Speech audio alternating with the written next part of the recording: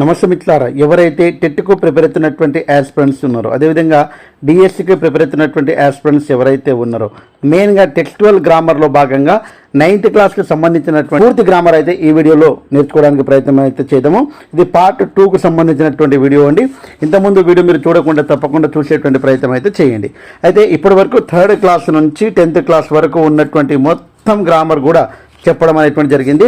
అదేవిధంగా general grammar కూడా చెప్తాను. అదేవిధంగా దాంతోపాటు ప్రాక్టీస్ పేపర్స్, ప్రీవియస్ పేపర్లు కూడా చెప్పడానికి ప్రయత్నం చేస్తాను. లెజెండ్స్ ఎప్పుడు కూడా లైక్ ఇవ్వకుండా వీడియో చూడరు కాబట్టి తప్పకుండా మీ నుంచి నేను ఆశించేది లైక్ మాత్రమే. మీరు తప్పకుండా లైక్ ఇస్తారు మనస్ఫూర్తిగా కోరుకుంటూ వీడియోలోకి వెళ్ళిపోదాం.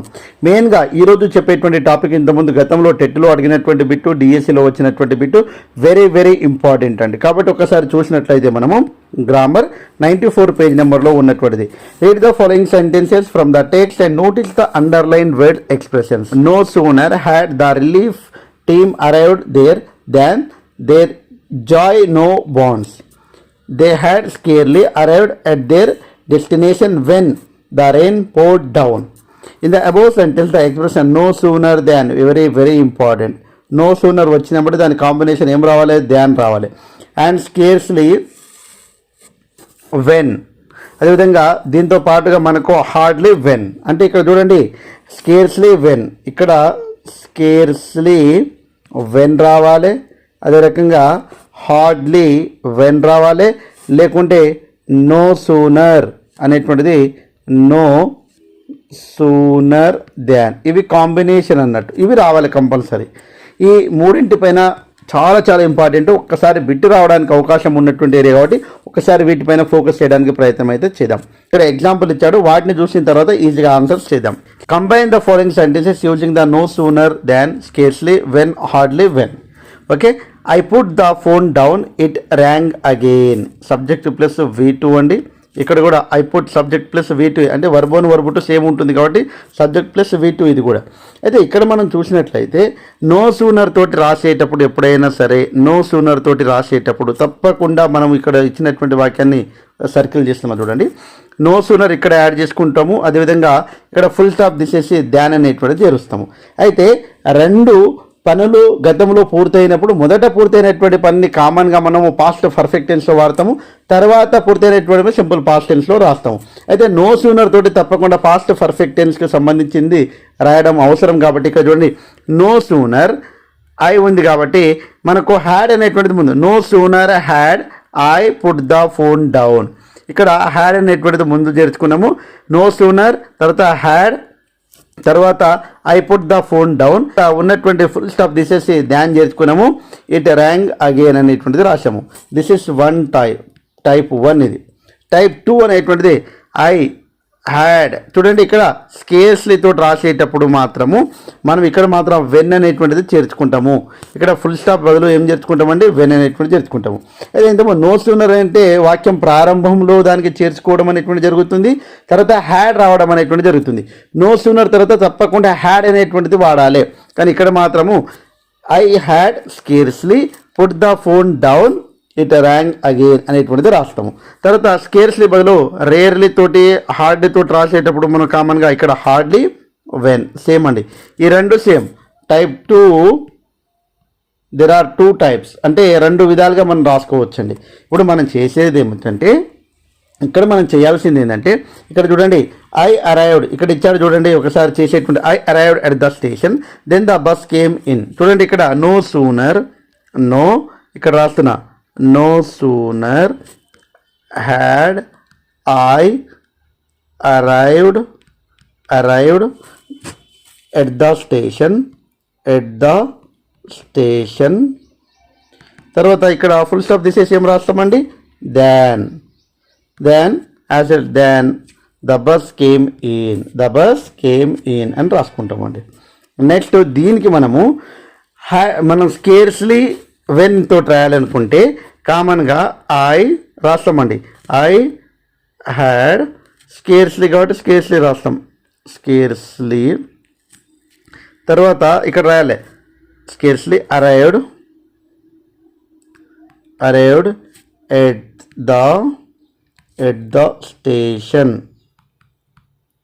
తర్వాత ఏం రాస్తామండి? స్కేర్స్లీ తర్వాత వ్యాన్, వెన్, ఇంకా రాస్తామండి when the bus came in. Next scarcely, అదేవిధంగా ఇక్కడైతే మనము వెన్ రాసాము, ఈ రెండు తీసేసి ఏం రాస్తాము, ఇక్కడ మాత్రము హార్డ్లీ, సేమ్ ఇక్కడ కూడా వెన్ రాస్తామండి. ఎగ్జామ్లో ఒకసారి ఏమి ఇచ్చాడండి, కాంబినేషన్స్ అనేటువంటిది హార్డ్లీ తోటి దట్ ఇచ్చాడు, అదేవిధంగా నో సూనర్ తోటి ఏమి ఇచ్చాడు ఇక్కడ అంటే వెన్ ఇచ్చాడు. అంటే నో సూనర్ తోటి రాస్తే కంపల్సరీ ఏమొస్తుంది, దానే వస్తుంది. అదేవిధంగా హార్డ్లీ తోటి స్కిర్సీ తోటి వస్తే వెన్ వస్తుంది. అంటే ఇది ఇక్కడ ఇచ్చాడు, ఇది ఇక్కడ ఇచ్చాడు, ఐడెంటిఫై ద కరెక్ట్ సెంటెన్సెస్ అనేటువంటిది ఇచ్చాడు అన్నట్టు. కాబట్టి ఈ రకంగా అడగడానికి అవకాశం ఉంది. కాబట్టి చాలా జాగ్రత్తగా చేయడానికి ప్రయత్నం అయితే చేయండి. Next one more example we can do here. చూడండి, I closed the door somebody knocked again. చూడండి, no sooner had I V3 కాబట్టి క్లోజ్డ్ ద డోర్. నెక్స్ట్ ఏం చేస్తామండి, నో సూనర్ కాబట్టి ఏం చేర్చాలి, కామన్గా మనందరికీ తెలుసండి, ఏం చేస్తామండి, తెలిసే ఉంటుంది మీకు. కాబట్టి then somebody knocked the door, knocked again. Next దీనికి ఏం చేస్తామండి, కామన్గా ఐ హ్యాడ్ రాస్తామండి, I had scarcely closed the door. తర్వాత స్కేర్స్లీ కాబట్టి ఏం చేస్తామండి, when somebody knocked again. Next scarcely బదులు ఏం రాస్తామండి, ఇక్కడ హార్డ్లీ, సేమ్ ఇక్కడ ఏం రాస్తామండి, వెన్. ఇప్పుడు మనకు అర్థం కావాల్సింది ఏంటంటే, నో సూనర్ అనేటువంటిది ఎప్పుడైతే వస్తుందో దాని తర్వాత దాన్ అనేటువంటిది కాంబినేషన్, హార్డ్లీ కానీ స్కేర్స్లీ కానీ వస్తుందో వెన్ అనేటువంటిది కాంబినేషన్. ఇవి కూడా అడగడానికి అవకాశం ఉంది, ఇంతకుముందు అడిగారండి. కాబట్టి వాటిని ఎగ్జాంపుల్స్ ఇక్కడ ఇచ్చారు. ఇక్కడ she finished the meal, she started feeling hungry again. చూడండి, ఇక్కడ మన no sooner had she finished అయిపోయి, చూడండి finished the meal. Next then she started feeling hungry again, same. తర్వాత స్కేర్స్లీ కామన్గా మనకు తెలుసండి, ఇక్కడ she had scarcely finished the meal. తర్వాత వెన్, సేమ్ ఇది రాసేస్తాం. నెక్స్ట్ స్కేర్లీ తీసేసి ఏం చేస్తామండి, వెన్ తీసేసి ఏం చేస్తాము, hardly when. Okay, fifth one please దయచేసి మీరు రాయండి, ఎందుకంటే నో సూనర్ తర్వాత దాన్ ఉపయోగించాలి. అదేవిధంగా స్కేర్స్లీ తర్వాత రేర్లీ తర్వాత తప్పకుండా ఆ రెండు కూడా మనము చాలా ఇంపార్టెంట్, ఇంతకుముందు ఎగ్జామ్లో కూడా వచ్చింది. కాబట్టి వీటిని రాయడానికి ప్రయత్నం అయితే చేయండి. నెక్స్ట్ మనం ఇక్కడ చూసినట్లయితే నెక్స్ట్ యూనిట్లో ఉన్నటువంటిది డిఫైనింగ్ రిలేటివ్ క్లాస్. 10th క్లాస్లో ఫస్ట్ యూనిట్లో ఉందండి defining relative class, non defining relative class. ఈ రెండింటికి ఒకే ఒక డిఫరెంట్ అండి. నాన్ డిఫైనింగ్ రిలేటివ్ క్లాస్ గుర్తుపట్టడానికి ఏదైనా ఒక వాక్యంలో మనకు కామా కానీ లేకుంటే ఐఫన్ కానీ ఉన్నట్లయితే వాటిని మనము నాన్ డిఫైనింగ్ రిలేటివ్ క్లాస్ అని చెప్పడం అనేటువంటిది జరుగుతుంది. ఇవన్నీ కూడా ఎక్స్ట్రా ఇన్ఫర్మేషన్ ఇవ్వడానికి ఇవన్నీ కూడా ఉపయోగపడుతుంది అని మనం చెప్పుకున్నాము. చాలా చాలా ఇంపార్టెంట్ అండి. ఓకే, నిక్ కామా ఇట్లా రాస్తాం. ఓకే, కామా రాసి మళ్ళీ ఈ విధంగా రాసేటప్పుడు ఐఫోన్ వచ్చింది అనుకోండి, ఇక్కడ మధ్యలో వాక్యం మధ్యలో ఐఫోన్ వస్తే అది నాన్ డిఫైనింగ్ రిలేటివ్ క్లాస్. అది కానప్పుడు ఏమవుతుంది, డిఫైనింగ్ రిలేటివ్ క్లాస్. కాబట్టి ఇక్కడ డిఫైనింగ్ రిలేటివ్ క్లాస్కి సంబంధించినటువంటి కొన్ని కీవర్డ్స్ ఉంటాయండి. అవి రెండు ఉంటాయి, జాగ్రత్తగా గుర్తుపెట్టుకుంటే. ఒకటి దట్ అండి, లేకుంటే హూ అనేటువంటిది ఉంటుంది. మరియు ఐఫోన్ ఉంటేనేమో నాన్ డిఫైనింగ్ రిలేటివ్ క్లాస్ అవుతుంది. ఒకవేళ అవన్నీ లేకుంటే అవి డిఫైనింగ్ రిలేటివ్ క్లాస్. సింపుల్గా ఇక్కడ కామ కావచ్చు, ఐఫోన్ కావచ్చు. ఎగ్జాంపుల్ ఇచ్చిండి, ఒకసారి చూసేటువంటి ప్రయత్నం అయితే చేద్దాం. ఇక్కడ ఒక్కసారి మనం ఎగ్జాంపుల్ చూసినట్లయితే ఇక్కడ మనకు మెయిన్గా దట్ కానీ హూ కానీ ఇవన్నీ కూడా గుర్తుపెట్టుకోవాలి. The man who takes away other man's freedom is prisoner. చూడండి, ఇక్కడ హూ అనేటువంటిది వాడిండు. కామా కానీ ఐఫోన్ కానీ ఉందా ఇక్కడ ఈ వాక్యంలో? ఇక్కడ లేదు. కాబట్టి ఇది డిఫైనింగ్ రిలేటివ్ క్లాస్ అవుతుంది. డిఫైనింగ్ రిలేటివ్ క్లాస్ ఎలా గుర్తుపట్టారు సార్ అంటే హూ అనేటువంటిది ఇచ్చిండు. హూ కానీ దట్ కానీ వస్తే డిఫైనింగ్ రిలేటివ్ క్లాస్ అవుతుంది. నెక్స్ట్ మనం చూసినట్లయితే the people followed the principal that, ఇందాక నేను చెప్పాను నేను, హూ కానీ దట్ కానీ, మండేలా అడ్వకేటెడ్. కాబట్టి ఇక్కడ చూడండి హూ కావచ్చు అదేవిధంగా దట్ కావచ్చు, ఇలాంటి కీవర్డ్స్ అనేటువంటివి వస్తే వాటిని డిఫైనింగ్ రిలేటివ్ క్లాస్ అంటాము. నాన్ డిఫైనింగ్ ఎలా గుర్తుపట్టాలో మనందరికీ తెలుసు.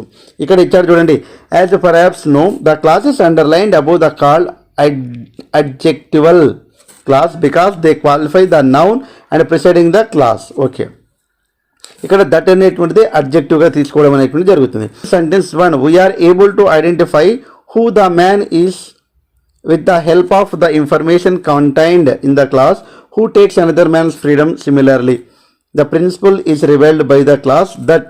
ఇంకా ఇవన్నీ చెప్పారండి. ఇక్కడ మనం చూడండి who in first sentence and that in the second sentence. Okay, it is called these words in these sentences are called relative pronouns. మనకు ప్రొనౌన్స్లో రకాల్స్ ఉన్నాయండి మనకు. కాబట్టి మనందరికి తెలుసు ప్రొనౌన్స్లో ఉన్నటువంటి there are the 8 type of the pronouns. కాబట్టి అందులో రిలేటివ్ ప్రొనౌన్స్, డెమాన్స్ట్రేటివ్ ప్రొనౌన్స్ అవన్నీ కూడా మనం నేర్చుకున్నాము. కాబట్టి ఇక్కడ రిలేటివ్ ప్రొనౌన్స్లో మనకు ఐడెంటిఫై చేయడానికి మనకు హూ కానీ అదేవిధంగా దట్ కానీ ఇవ్వడం అనేటువంటిది జరిగింది. నెక్స్ట్ ఇక్కడ చాలా ఈజీగా ఇచ్చాడండి, the adjectival clause are called the defining relative clause. Adjectival clause అంటే దట్ అనేటువంటిది అడ్జెక్టివ్గా పనిచేస్తుంది ఇక్కడ. కాబట్టి defining relative clause expressions containing the noun phrase. Relative clause now acts like single noun phrase. కాబట్టి ఇది సింగిల్ నౌన్ ప్రేస్గానే కామన్గా పనిచేస్తూ ఉన్నది మనందరికీ తెలుసండి.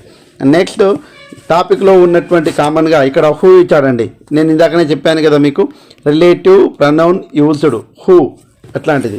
తర్వాత ఒకటి ఇచ్చాడు, టాపిక్ చదివి వీటిని చేసేటువంటి ప్రయత్నం చేయమని చెప్తుండు. కాబట్టి మనకు అవసరం లేదు.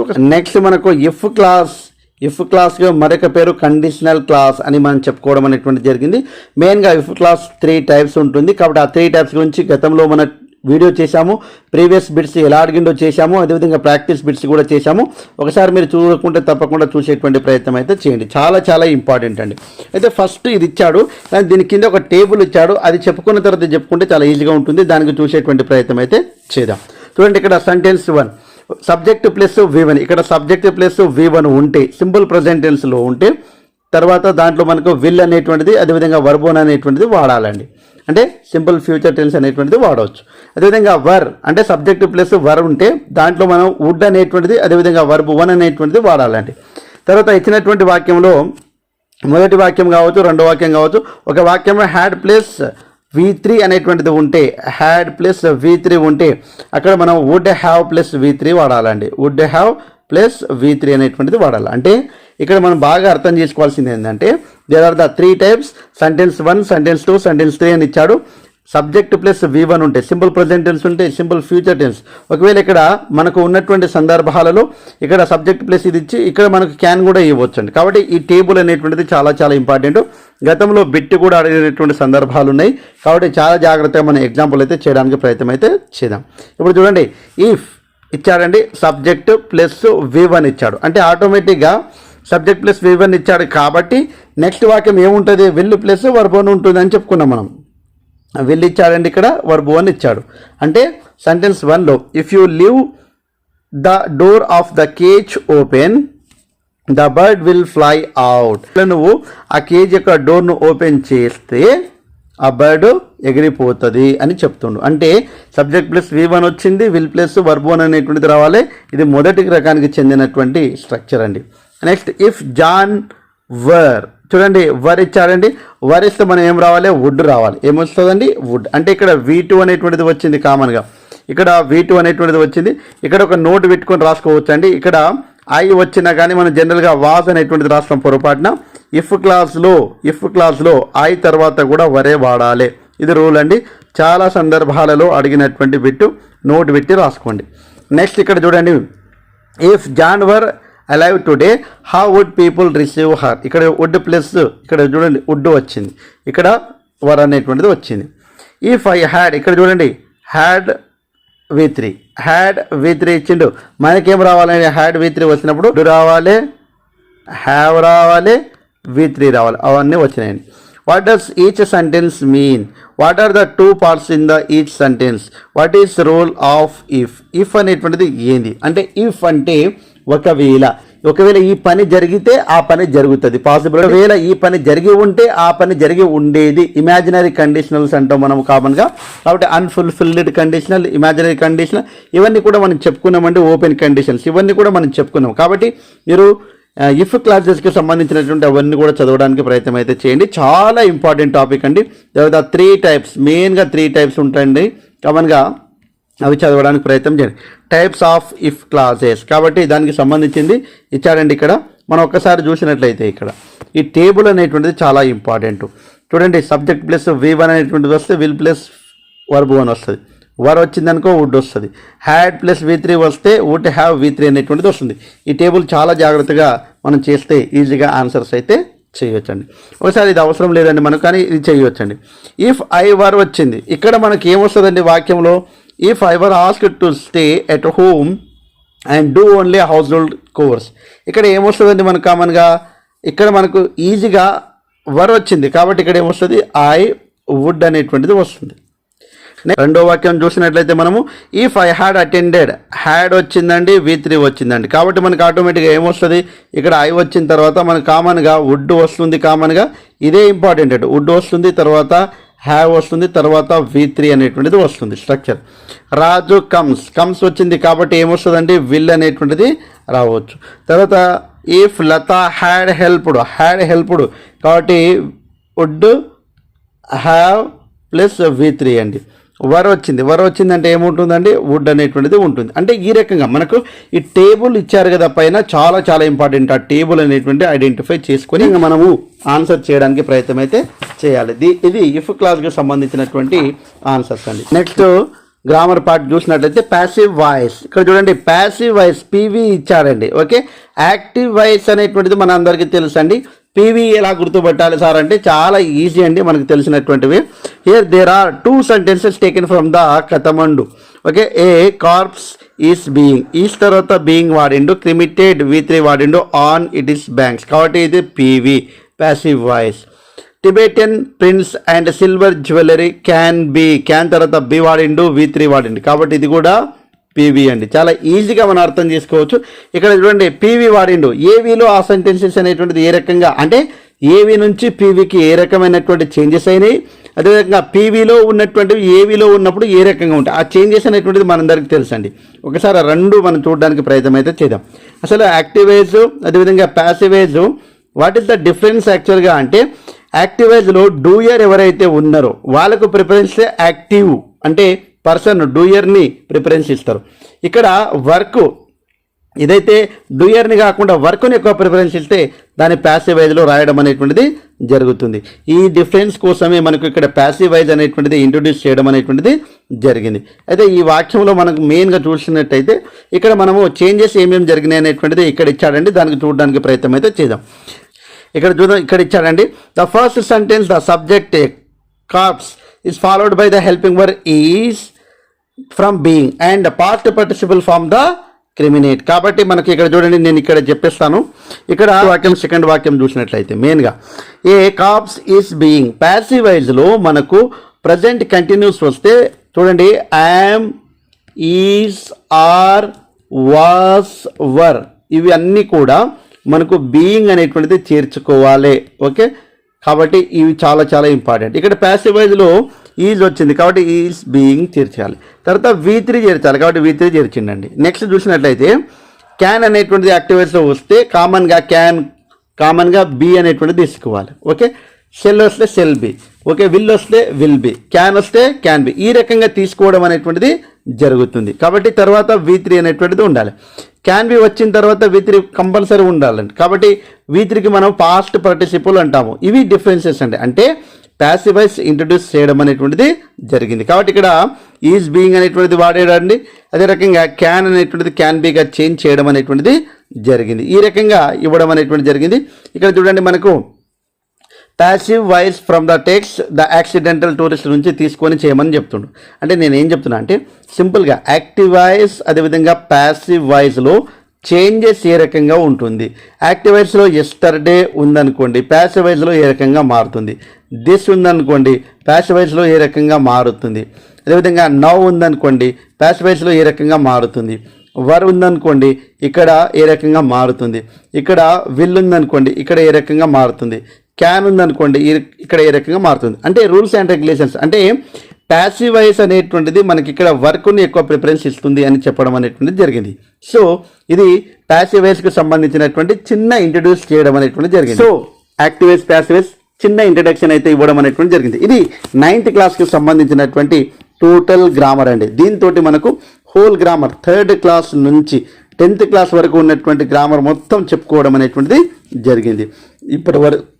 ఇప్పటి వరకు మీరు చూసినట్లయితే తప్పకుండా లెజెండ్స్ ఎప్పుడు కూడా లైక్ చేయకుండా చూడరు, కాబట్టి లైక్ చేసి ఉంటారని, అదేవిధంగా నెక్స్ట్ మనము ప్రాక్టీస్ బిట్స్ అన్నా అదేవిధంగా ప్రీవియస్ బిట్స్ అన్నా చేయడానికి ప్రయత్నం అయితే చేద్దాం.